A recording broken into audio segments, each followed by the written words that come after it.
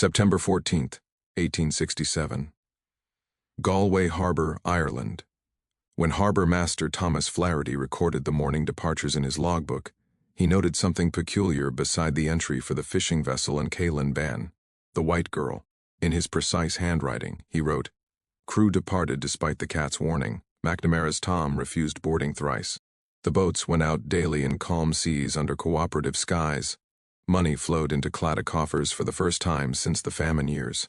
Children ate fish instead of nettle soup. Wives purchased fabric for new dresses. But prosperity breeds complacency. The crew of An Cailín Bán consisted of 7 men, ranging from young Brendan McNamara, just 17 years old, to the vessel's captain, 53-year-old Colm O'Malley, a man whose family had fished these waters since before records were kept. These weren't reckless men.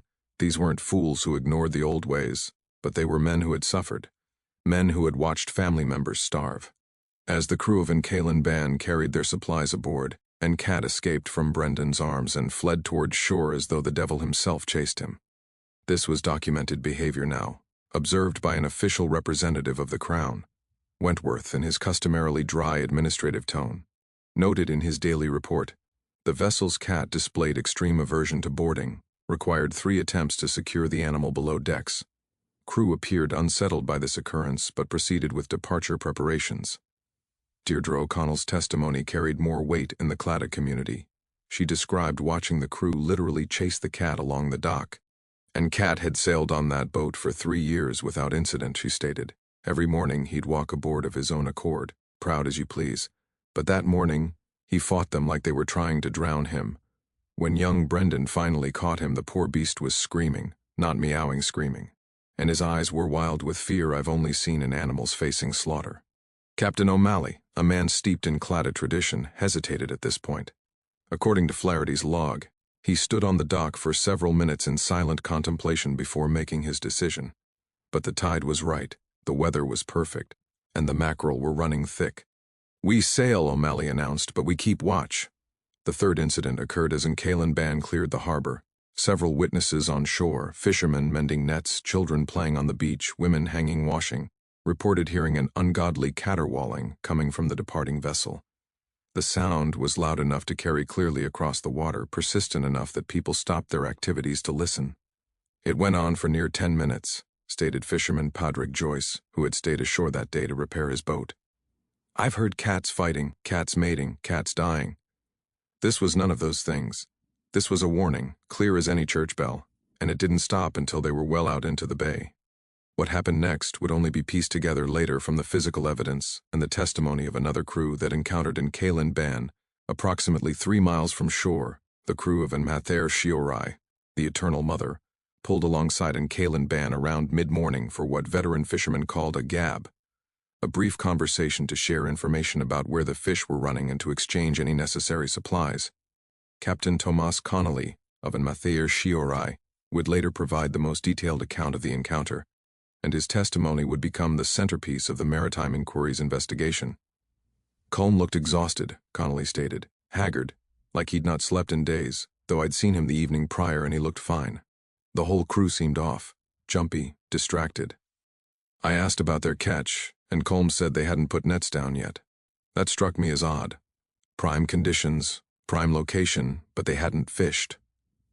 When Connolly asked why, O'Malley's response would be recorded verbatim in the inquiry record. "It's the damned cat, Tomás. The beast won't stop crying. It's unnerved the men. We're debating whether to turn back." Connolly asked if he could see the cat. O'Malley agreed and called down to the hold.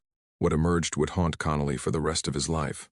"The cat came up on deck," he testified, "and I swear on my mother's grave that animal looked at me with human eyes, desperate eyes, pleading eyes. Its fur was standing on end. Its body was rigid, and it was making this low, continuous growling sound that I'd never heard from any cat. Not aggressive, mind you, afraid, terrified of something." Connolly, himself a believer in the old ways, made a suggestion. "Throw the cat overboard in a basket tied to a line. Let it swim to shore if it wants off that badly. A cat that desperate is trying to tell you something." But O'Malley faced a dilemma. The cat served a practical purpose. Rat control was essential on fishing vessels where rodents could destroy nets and contaminate the catch. More than that, Deliberately abandoning a ship's cat was itself considered terrible luck in Claddagh tradition. "We'll give it another hour," O'Malley decided. "If the beast doesn't settle, we'll turn back." Connolly reported that the last time he saw An Cailín Bán, it was heading northwest, deeper into Galway Bay, toward the fishing grounds where the mackerel ran thick. The last time he saw An Cat, the animal was standing rigid at the bow, staring out at the water ahead, like a lookout watching for something we couldn't see. The fourth and final incident was never witnessed. It could only be inferred from what came after. But before we examine that discovery, let's take a moment to acknowledge something. If this story is giving you chills, hit that like button. Share this with someone who loves dark mysteries and Irish folklore. The next part of this story will reveal something that changed how sailors viewed animal behavior forever. Let's discover what happened next. September 15, 1867. Dawn. The fishing vessel An Draocht, the Magic, made the discovery at first light, approximately 7 miles northwest of Galway Harbor. Captain Seamus Kelly later described seeing something floating in the calm morning water, something that didn't match the usual debris of fishing activities. As An Draocht drew closer, Kelly realized he was looking at a capsized hull. An Cailín Bán floated upside down in the bay, her white-painted planks visible just beneath the surface like the belly of a dead whale. There were no survivors, no bodies, no debris field suggesting violent destruction, just the inverted hull rocking gently in the morning swell. Kelly immediately began rescue operations, though he knew, as all fishermen know when finding a capsized vessel hours after the fact, that rescue was an illusion. He was conducting recovery. He was looking for bodies to bring home to grieving families. What he found instead would perplex maritime investigators for months. When a vessel capsizes, certain patterns emerge. Bodies typically remain trapped in the hull or float nearby. Personal effects, clothing, tools, food supplies, scatter across the water. The vessel shows signs of the violence that killed it: storm damage, collision impact, structural failure. An Cailín Bán showed none of these signs. Harbour Master Flaherty arrived on scene within hours, accompanied by British Marine Surveyor Edmund Blackwood, whose technical report would provide the most detailed forensic analysis of the disaster. Blackwood's findings were extraordinary. The hull showed no storm damage, no collision impact, no structural failure. The vessel had been in excellent condition at the moment of capsizing, well maintained, recently sealed, with sound timbers and intact fittings. More puzzling still, when salvage crews eventually righted the vessel and pumped out the water, they discovered the internal configuration suggested a rapid but orderly capsizing. Nothing was violently scattered. The nets remained properly stowed. Food supplies sat undisturbed in their storage areas. But there were anomalies. In the captain's tiny cabin, Blackwood found O'Malley's log, water damaged but partially legible. The final entry, time-stamped approximately 2 hours after the encounter with Connolly's vessel, read, "The cat has stopped crying. It sits at the bow, staring down into the water. The men say they see something beneath the surface, large shape, darker than the water, pacing us. I see nothing. Beginning to wonder if we've all taken fever. Brendan wants to turn back. May heed his advice."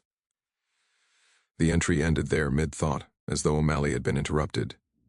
In the main cabin, investigators found something that would fuel speculation for years: scratch marks on the inside of the hull planking, deep gouges in the wood, concentrated around what would have been the waterline when the vessel was upright.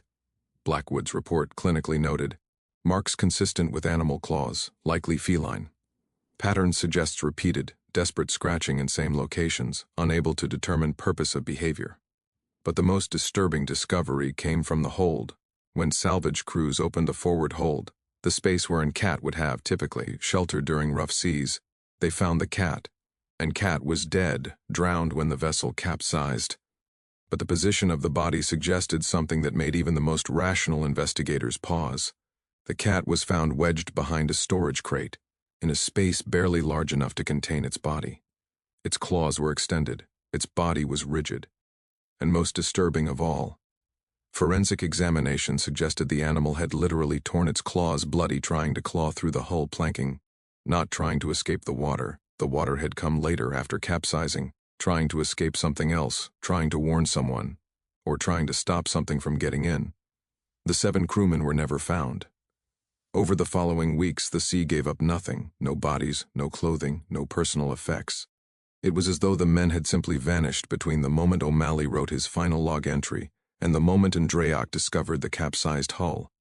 This particular detail, the complete absence of bodies, troubled Blackwood deeply. He noted in his report, "In 30 years of marine surveying, encompassing disasters of every variety, I have never encountered a capsizing where the sea retained all hands without exception, statistically improbable to the point of impossibility." The Maritime Inquiry convened on September 23, 1867, in Galway's courthouse, a building that still stands today on Courthouse Square, its limestone facade bearing witness to countless tragedies of that era. The proceedings would last 3 weeks and examine testimony from 47 witnesses. The British Colonial Authority, represented by Maritime Commissioner Sir Gerald Whitmore, approached the inquiry with typical Victorian rationalism.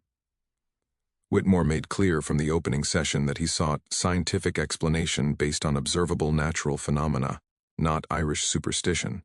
This dismissive attitude immediately created tension with the Claddagh community. Harbour Master Flaherty was the first witness called. His testimony, preserved in the official record, reveals the cultural divide that would define the entire inquiry. When asked to explain the disaster, Flaherty stated, "The cat warned them, the old knowledge warned them, they did not listen." Whitmore's response, documented by court stenographer, "Mr. Flaherty, I require you to provide rational explanation, not folklore." Flaherty's reply would become famous in Irish maritime circles. "Sir, with respect, dismissing centuries of accumulated wisdom as folklore is itself irrational. These men knew their waters, they knew their vessel, they knew their traditions. The only variable that morning was their decision to ignore a warning that every Claddagh fisherman would have heeded." The inquiry examined numerous potential explanations. Sudden storm, meteorological records from Galway's weather station showed calm conditions throughout September 14th and 15th. No other vessels reported difficulties. Theory dismissed. Structural failure. Blackwood's forensic examination found the hull sound. Recent inspection records showed An Cailín Bán had passed all safety requirements just weeks before. Theory dismissed. Collision. No evidence of impact damage. No other vessels in the area reported collision. No rocks or hazards existed at the disaster location. Theory dismissed. Crew intoxication. Multiple witnesses testified the crew appeared sober and capable at departure. No alcohol found aboard the recovered vessel. Theory dismissed. Sabotage. No evidence of tampering. No identified motive. No suspicious individuals observed near the vessel. Theory dismissed. Rogue wave. Possible, but unlikely in calm conditions. Would not explain the absence of bodies or debris. Theory considered but unproven. As the inquiry eliminated rational explanations one by one, something remarkable happened within the proceedings. The testimony shifted from technical analysis to something more profound, an examination of traditional maritime knowledge versus modern scientific authority. Deirdre O'Connell, the fishmonger who witnessed the cat's desperate attempts to avoid boarding, provided particularly compelling testimony. She brought with her a collection of handwritten journals, records maintained by Claddagh fishermen dating back to the 1790s. These journals, she demonstrated, contained hundreds of entries documenting instances where animals, particularly cats and dogs, exhibited unusual behavior before maritime disasters. In case after case, vessels that ignored such warnings suffered catastrophic losses. Vessels that heeded them survived. This isn't superstition, O'Connell argued. This is data, generations of empirical observation. You want scientific method? Here it is. Observation, pattern recognition, predictive modeling based on accumulated evidence. Her testimony created a sensation.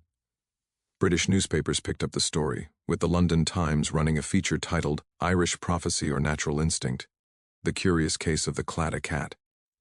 Scientists began weighing in. Some suggested animals might detect subtle environmental changes imperceptible to humans. Shifts in barometric pressure, infrasound frequencies, electrical field variations. Others dismissed the entire affair as coincidental tragedy given supernatural significance by grief and cultural predisposition. But one testimony would fundamentally alter the inquiry's direction. Dr. Marcus Whitley, a physician who had treated various Claddagh fishermen over the years, provided a statement that introduced a possibility no one had considered. "I examined the recovered vessel," Whitley stated. "I observed the scratch marks in the hull that Mr. Blackwood documented. I also observed something Mr. Blackwood's report did not emphasize: the location and pattern of those marks." Whitley produced diagrams showing that the scratch marks appeared in multiple locations throughout the hold, but concentrated in specific areas. When he mapped these areas relative to the vessel's waterline, a pattern emerged. The cat was scratching at the hull in locations where, if the vessel were upright and floating normally, the scratches would be occurring at or just below the waterline. Whitley explained. The animal wasn't trying to escape the hold. It was trying to warn about something outside the hull, something in the water. This testimony introduced a theory that would dominate Claddagh folklore for generations, that something in Galway Bay that day, whether natural phenomenon or something else, had threatened the vessel. That An Cat, with senses more acute than human perception, had detected this threat and tried desperately to warn the crew. The inquiry ultimately reached an unsatisfying conclusion. The official finding, issued on October 15, 1867, stated, "The vessel An Cailín Bán capsized due to unknown causes, resulting in the loss of all hands. Despite thorough investigation, no definitive explanation for the disaster can be established based on available evidence. The Maritime Registry records this incident as cause undetermined. However, the inquiry's secondary findings proved historically significant. Whitmore, despite his initial skepticism, included in the official report a recommendation that would change maritime practices throughout the British Empire. While this inquiry cannot establish supernatural causation, the historical record presented by the Claddagh community demonstrates a correlation between unusual animal behavior and maritime incidents. It is recommended that ship's captains give serious consideration to such behavioral anomalies, particularly when exhibited by animals with documented history of stable seafaring behavior. This recommendation, buried in bureaucratic language, essentially validated centuries of traditional maritime knowledge. More significantly, the inquiry's proceedings sparked a broader scientific interest in animal behavior as it relates to disaster prediction. Within a decade, researchers across Europe and America were systematically documenting instances of unusual animal behavior before earthquakes, storms, and other natural disasters. The families of the lost crewmen received modest compensation from the British Maritime Relief Fund, enough to survive but hardly enough to compensate for lost fathers, brothers, and sons. Young Brendan McNamara's mother, Mairead, used her portion to establish a small shrine at Galway Harbor. She placed there a stone carving of a cat looking out to sea with an inscription in Irish, Eist leis na hainmith, Faisen sia de bh ful a bh falak oran. Listen to the animals. They see what is hidden from us. The tragedy of An Cailín Bán rippled far beyond one grieving Claddagh community. Within Irish maritime culture, the incident became the definitive cautionary tale about respecting traditional knowledge. For generations afterward, Claddagh fishermen would reference the day O'Malley ignored the cat when teaching younger crewmen about reading omens and heeding warnings. But more significantly, the case contributed to a fundamental shift in how maritime communities, and eventually scientific institutions, approached the relationship between human observation and animal behavior. The British Royal Navy, in a policy document issued in 1872, included new guidelines for naval vessels regarding ships' cats and other animals. While carefully avoiding any suggestion of supernatural belief, the document recommended that unusual behavior in normally calm animals should prompt thorough inspection of vessel integrity and environmental conditions. In 1889, the newly formed Society for the Protection of Animals issued a study titled Animal Sensitivity to Environmental Phenomena, a Maritime Survey. The study examined 247 documented cases of unusual animal behavior aboard ships prior to disasters. Their findings suggested a correlation between such behavior and subsequent incidents, though they carefully avoided claiming causation. What the study couldn't address was the deeper question that haunted everyone who knew the details of the An Cailín Bán disaster. What exactly had An Cat been trying to warn them about? The official inquiry suggested natural phenomenon, perhaps seismic activity that could be detected by animals but not humans, or unusual water conditions that might threaten a vessel. These explanations satisfied bureaucratic requirements while avoiding the uncomfortable reality that no such phenomenon could be documented in Galway Bay that day. Captain O'Malley's log entry about something beneath the surface opened darker speculation. Galway Bay, like all Irish waters, carried centuries of folklore about things that lived in the deep places. Creatures that sailors glimpsed in peripheral vision. Shapes that passed beneath hulls in the night. The Claddagh people had names for these things, stories passed down through generations. But they rarely spoke of such matters to outsiders, knowing their beliefs would be dismissed as superstition by those who viewed the world through a narrower lens. The absence of bodies particularly troubled those familiar with the bay's currents and patterns. Every experienced fisherman knew the sea's habits, where it took things, where it returned them. Bodies, especially multiple bodies from a single incident, typically surfaced within days or washed ashore within weeks. The 7 men of An Cailín Bán were never found. Not a single body. Not one piece of clothing. Nothing. It was as though the bay had opened and swallowed them completely, then closed again, leaving only an empty vessel floating upside down as evidence that anything had happened at all.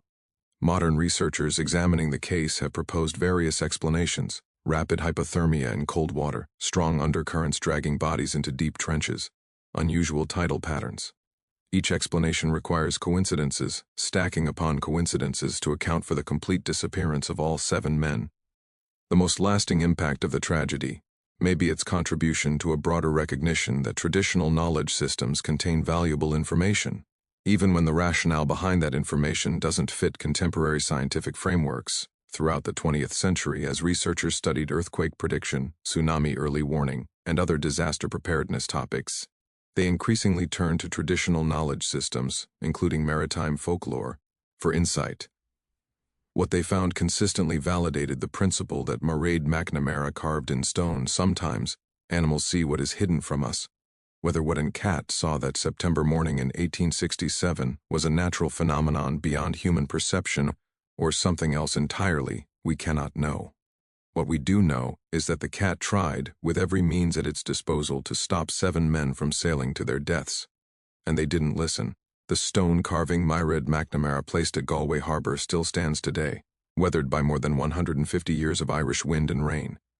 Local fishermen touch it for luck before putting out to sea. Tourists photograph it, usually without understanding its significance, but those who know the story see something else when they look at that stone cat gazing out across the bay. They see a memorial not just to 7 lost fishermen, but to all the warnings throughout history that went unheeded, all the wisdom dismissed as superstition, all the voices, human and animal, that tried to prevent tragedies that didn't have to happen. What do you think An Cat saw in the waters of Galway Bay that day? Was it natural instinct detecting environmental dangers humans couldn't perceive? Or did that cat see something else? Something the old stories speak of but modern minds refuse to acknowledge? Leave your theories in the comments below. Tell us your own stories about animals that tried to warn you. And if you're from Ireland, especially from Galway, we'd love to hear local perspectives on this story. Subscribe to Fear Sermon for more lost chapters of history, where the unexplained meets the undeniable. Ring that notification bell so you never miss an investigation.